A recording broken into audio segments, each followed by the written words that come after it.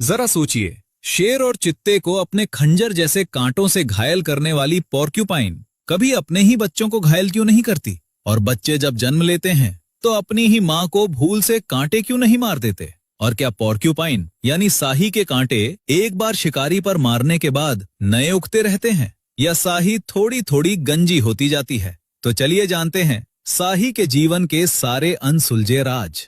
सबसे पहले एक चौंकाने वाली बात, जिन्हें आप साही के कांटे समझते हैं वो असल में कांटे नहीं हैं, ये पोर्क्यूपाइन के बाल हैं। जी हाँ, बिल्कुल आपके सिर के बालों जैसे, उसी केराटिन से बने हुए जिससे इंसान के नाखून बनते हैं।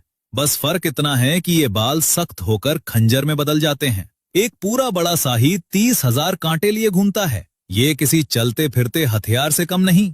अब आते हैं माँ और बच्चे के रिश्ते पर। मादा साही 7 महीने का गर्भ रखती है और एक बार में सिर्फ एक बच्चा पैदा करती है। और कुदरत का सबसे बड़ा करिश्मा यहीं देखने को मिलता है। बच्चा माँ के पेट में एक पतली थैली में लिपटा हुआ पैदा होता है, जिसे एमनियोटिक सैक कहते हैं। ये थैली रबर जैसी मुलायम होती है और जन्म के वक्त माँ के शरीर को बच्चे के कांटों से बचाती है। बच्चे के कांटे जन्म के वक्त बिल्कुल नरम और मुड़ने वाले होते हैं, बिल्कुल गीले बालों जैसे। लेकिन हवा लगते ही सिर्फ कुछ ही मिनटों में ये कांटे सूख कर पत्थर जैसे सख्त हो जाते हैं। यानी पैदा होने के 1 घंटे के अंदर ही बच्चा अपनी सुरक्षा के लिए पूरी तरह तैयार हो जाता है। अब बात करें माँ अपने बच्चे को चोट से कैसे बचाती है। दरअसल साही के कांटे एक खास डायरेक्शन में होते हैं, हमेशा पीछे की तरफ। माँ अपने बच्चे को हमेशा अपने पेट और मुंह की तरफ रखती है, जहाँ कांटे होते ही नहीं। साही के पेट और चेहरे की चमड़ी मुलायम बालों से ढकी होती है, कांटों से नहीं। और दूध पिलाते वक्त माँ अपने सारे कांटे शरीर से सटाकर लेट जाती है ताकि बच्चा आराम से दूध पी सके। ये सिलसिला तकरीबन 4 महीने चलता है। उसके बाद बच्चा खाना खाना शुरू कर देता है। लेकिन सबसे शॉकिंग बात अभी बाकी है। साही के कांटों पर एक कुदरती एंटीबायोटिक की परत चढ़ी होती है। साइंटिस्टों ने रिसर्च करके पता लगाया कि इन कांटों पर खास तरह के फैटी एसिड्स होते हैं जो बैक्टीरिया को मार देते हैं।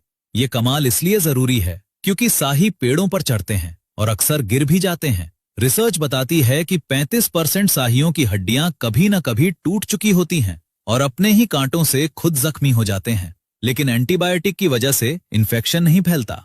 और हाँ, जवाब उस सवाल का भी जिसकी सबको तलाश है, क्या साही के टूटे हुए कांटे वापस उगते हैं?